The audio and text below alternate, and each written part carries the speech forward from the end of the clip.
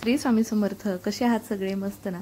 मीही मस्त. आज आहे मंगळवार आणि आज आहे कालाष्टमी. 20 तारखेचा हा व्लॉग आहे. तर आदल्या दिवशी सोमवार होता, त्यामुळे पांढऱ्या कलरचं वस्त्र मी देवघरामध्ये अंतरलं होतं. तर आज अष्टमी आहे आणि देवीचा वार आहे मंगळवार, त्यामुळे मी इथे लाल कलरचं वस्त्र आहे ते अंथरून घेतलेलं आहे. सकाळी सकाळी देवपूजा केल्यानंतर एकदम घरामध्ये प्रसन्न वाटतं, त्यामुळे मी सकाळी सकाळी पहिलं काम माझं अंघोळ झाल्याबरोबर जे करते ते म्हणजे देवपूजा. तर ते केल्यानंतर मला पूर्ण घरामधलं वातावरण प्रसन्न वाटतं आणि ज्या गोष्टी आपल्याला केल्याने आनंद होतो त्या सकाळी लवकर उठल्यानंतर आपण कराव्या असं मला वाटतं. ज्याच्यामध्ये आपल्याला इंटरेस्ट आहे, मग कोणाला कुकिंग असेल, कोणाला काय असेल. तर मला सगळ्यात अगोदर देवपूजा करायला फार आवडतं. तर सकाळी मी सगळं स्वच्छ वगैरे करून घेतलं देवघर आणि त्यानंतर जे देवांचं जे बाहेर मी रांगोळी वगैरे काढलेली होती ते झाडून घेण्यासाठी एक छोटासा झाडू आणि सुपली केलेली आहे. तर ही मार्केटमध्ये मिळते आणि तशीच मी घेतलेली होती ती. तर त्यानंतर देवघरामध्ये पूर्ण आसन वगैरे अंथरून घेतलं आणि दिव्याची अगोदर पूजा करून घेतली. दिवा लावून घेतला आणि त्यानंतर हळद कुंकू स्वतःलाही लावून घेतलं. वक्रतुंड महाकाय सूर्यकोटी समप्रभ निर्विघ्नं कुरु मे देव सर्वकार्येषु सर्वदा. ओम गणगणपतये नमः. ओम गणगणपतये नमः. ओम गणगणपतये नमः. ओम गणगणपतये नमः. ओम गणगणपतये नमः. श्री शिवाय नमस्तुभ्यं. श्री शिवाय नमस्तुभ्यं. श्री शिवाय नमस्तुभ्यं. श्री शिवाय नमस्तुभ्यं. श्री शिवाय नमस्तुभ्यं. श्री शिवाय नमस्तुभ्यं. शांताकारं भुजगशयनं पद्मनाभं सुरेशं विश्वाधारं गगनसदृशं मेघवर्णं शुभांगं लक्ष्मीकान्तं कमलनयनं योगिवेदानगम्यं वन्दे विष्णुं भवभयहरं सर्वलोकैकनाथं. गुरुर्ब्रह्मा गुरुर्विष्णु गुरुर्देवो महेश्वरा गुरुसाक्षात् परब्रह्म तस्मै श्रीगुरवे नमः. ओम अन्नपूर्णाय नमः. ओम अन्नपूर्णाय नमः. या देवी सर्वभूतेषु मातृरूपेण संस्थिता नमस्तस्यै नमस्तस्यै नमस्तस्यै नमो नमः. या देवी सर्वभूतेषु शक्तिरूपेण संस्थिता नमस्तस्यै नमस्तस्यै नमस्तस्यै नमो नमः. ओम सरस्वते नमः. ओम सरस्वते नमः. ओम सरस्वते नमः. ओम सरस्वते नमः. ओम सरस्वते नमः. ओम सरस्वते नमः. ओम सरस्वते नमः. ओम सरस्वते नमः. कृष्णाय वासुदेवाय हरे परमात्मने प्रणतः क्लेशनाशाय गोविंदाय नमो नमः.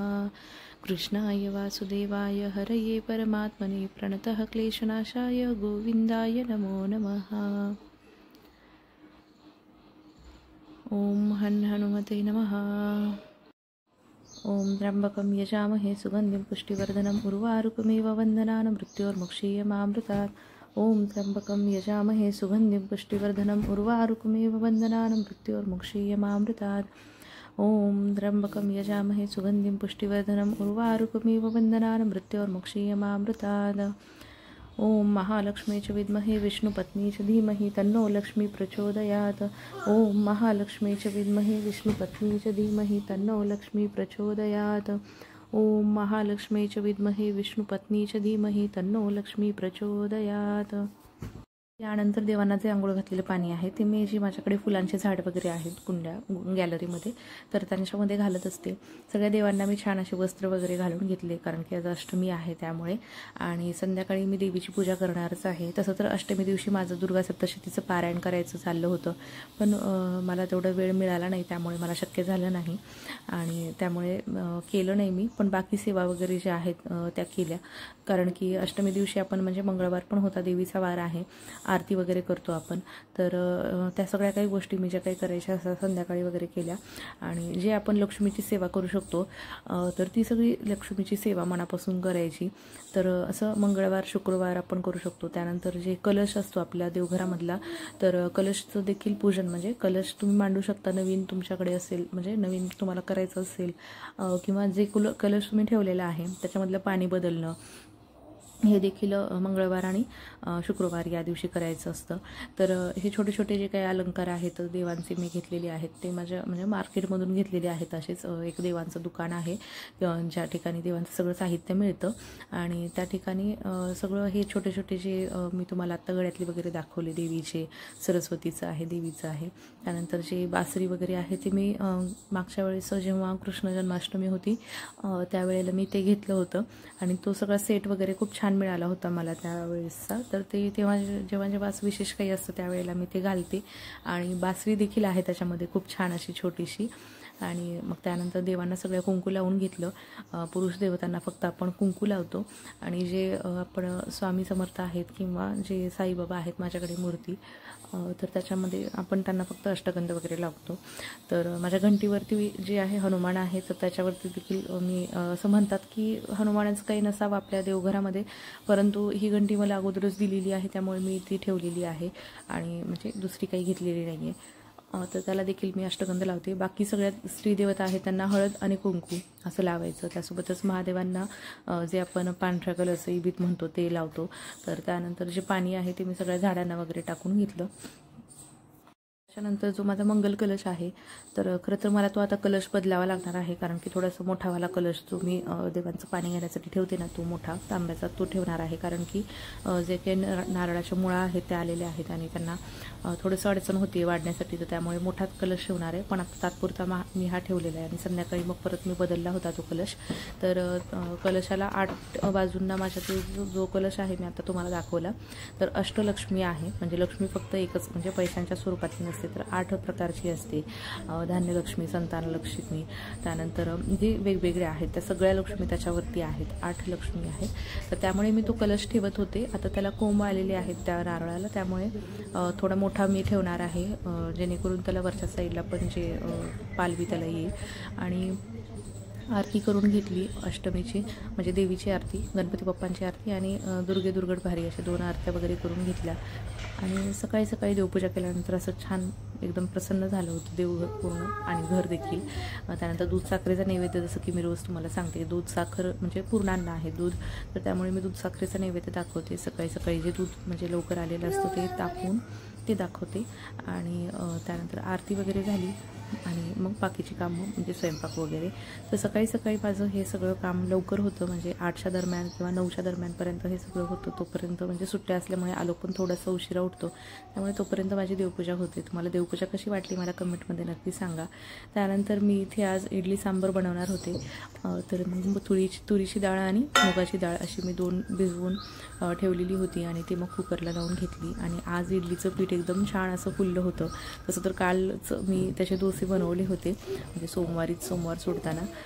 परंतु म्हणजे कसं इडलीचं पीठ घरात असलं ना ती चपाती खाऊ नाही वाटत, तसं माझं आहे. आणि मग आज इडली फायनली बनवायची होती. तर छान असं पीठ फुललेलं होतं. त्याच्यामध्ये मी फक्त आता पाणी ॲड करणार आहे आणि मीठ. तर हे सगळं काही ॲड केलं, सांबरची तयारी केली.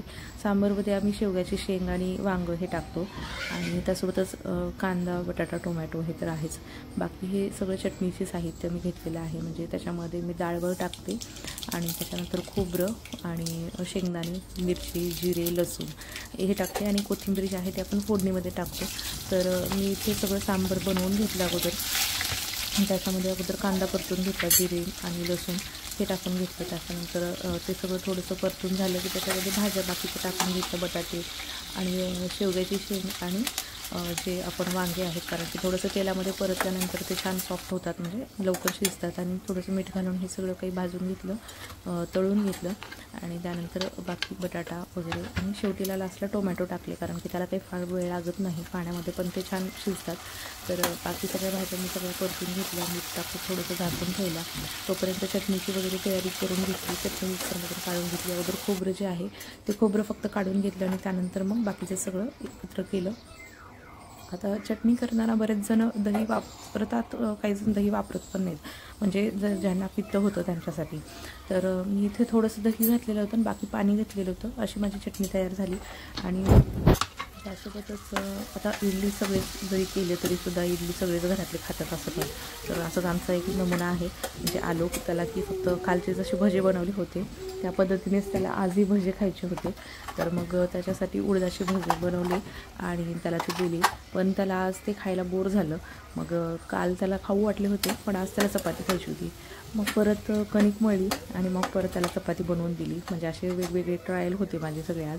तर हे सांबर मी बनवून घेतलं आणि ते भाज्या वगैरे शिजवून घेतल्या अगोदर पाण्यामध्ये. तोपर्यंत कुकर झालं होतं माझं आणि सगळी चटणीची वगैरे पण तयारी सगळी करून घेतली होती. मग ते भजे वगैरे सगळे काढल्यानंतर त्याच्यामध्ये फोडणी टाकली टाकली तर अशी फास्ट माझं आज सगळं रुटीन होतं, कारण की मला थोडंसं बाहेर पण आज कामं होते आणि पावसाचंच वातावरण आहे. म्हणजे सगळीकडेच महाराष्ट्रामध्ये आहे, आपल्याला माहिती आहे की पाऊस काही बंद होत नाही आहे. तर मग त्याच्या आधी मला जाऊन बाहेरची कामं पण करून घ्यायचे होते, काही थोडेफार होते. त्यामुळे माझी सकाळची ही घाई गडबड होती. तर सकाळी नाश्त्याला मी हे बनवलं होतं, इडली सांबर प्लस जेवण पण आपण म्हणू शकतो, म्हणजे जेवण आणि नाश्ता असं दोन्ही झालं. त्यानंतर थोडीशी त्याच्यामध्ये चटणीमध्ये साखर पण टाकून घेतली होती आणि सांबरमध्ये देखील साखर जी आहे ते टाकली. मग त्यानंतर सांबर उकळताना त्याच्यामध्ये चिंच टाकली, म्हणजे थोडंसं आंबटसर छान लागतं सांबर त्यामुळे. आणि मग डाळ माझी शिजून घेतलेली होती, ती टाकून घेतली. सांबर माझं रेडी झालं, चटणी रेडी झाली होती. आणि त्यानंतर चपाती बनवून घेतली, आलोकला जेव घातलं आणि त्यानंतर आम्ही इडली सांबर हे नाश्ता केला. तर पीठ एकदम मस्त असं फुललेलं होतं. म्हणजे मी जे फुलपात्र दाखवलं होतं ना काल, ते फुलपात्र भरून मी 3 घेतले होते. 3 ते 3.5 तांदूळ घेतले होते त्याचे. आणि जे इडलीचा तांदूळ असतो तो वाला घेतला होता. साधा देखील तांदूळ जो आपला रेग्युलरचा असतो कोणता पण भाताचा, तो देखील घेतला तरी असंच माझं पीठ फुलतं छान. आणि त्यासोबतच मग 1 वाटी एवढं असेल, म्हणजे 3 वाटी तांदळासाठी 1 वाटी उडदाची डाळ अशी घेतलेली होती मी. आणि थोडीशी वर म्हणजे सव्वा असेल. आणि त्याच्यामध्ये सकाळच्या वेळेला जेव्हा मी मिक्सरमधून वाटलं सगळं, त्यावेळेला पोहे भिजवून ते थोडेसे टाकले होते. आणि ते रात्री म्हणजे एवढं सगळं काही करून भिजू घातलेलं. ते दुसऱ्या दिवशी असं छान इडलीचं पीठ जे होतं फुललं होतं. म्हणजे याच्यामध्ये सोडा घालायची गरज नाही, काही नाही, फक्त मीठ आणि पाणी एवढं टाकलं तरीसुद्धा छान इडली जी आहे ती फुगते. तर अशा छान इडली माझ्या झाल्या होत्या तयार. मग हे गरम गरम इडली आम्ही सगळ्यांनी खाल्ल्या आणि त्यानंतर सगळ्यात अगोदर देवांना दाखवल्या नैवेद्य, कारण की सगळ्यात आधी मी देवांनाच दाखवते नैवेद्य. तर छान अशी बघा तुम्हाला दाखवते मी, इडली एकदम छान फ्लफी झालेली आहेत मस्त. आता अगोदर मी देवांना दाखवून घेते, तोपर्यंत आलोकला खाऊ घातलं, देवांचंही जेवण झालं आणि त्यानंतर आम्ही इडली खाल्ली. तर खूप छान अशी सॉफ्ट झाली होती. आणि तुम्हाला याची डिटेलमध्ये रेसिपी हवी असेल तर मला कमेंट करून सांगा. मी नेक्स्ट टाईम जेव्हा बनवणार आहे तर तेव्हा तुम्हाला पूर्ण डिटेलमध्ये कसं प्रमाण ह्याचं घेतलेलं आहे मी ते देखील दाखवते. आणि भिजवताना त्याच्यामध्ये ना थोडीशी मेथी घालायची, कारण की त्याच्यामुळं फर्मेंटेशन चांगलं होतं आणि छान इडली फुलते. त्यानंतर मी बाहेरची कामं वगैरे होती ते करण्यासाठी गेले. थोडाफार पाऊस चालू होता, त्यामुळे मग अगोदर आईकडे गेले होते. तर आई अष्टमीचं सप्तशतीचं पारायण करत होती आणि छोटी बहीण तिने पिझ्झा बेस आणलेला होता, तर आलोकसाठी तिने पिझ्झा बनवला. आईनं आज वड्याची आमटी बनवली होती. मग संध्याकाळी मी तिथेच जेवण केलं. आलोकनं छान पिझ्झा एन्जॉय केला. आणि तर तो माझी मामाची मुलगी पण आलेली आहे सुट्ट्यांना आणि छोटी बहीण त्यांच्याकडे खेळण्यासाठी खाली गेला. बॅडमिंटन मग आम्ही आरती केली.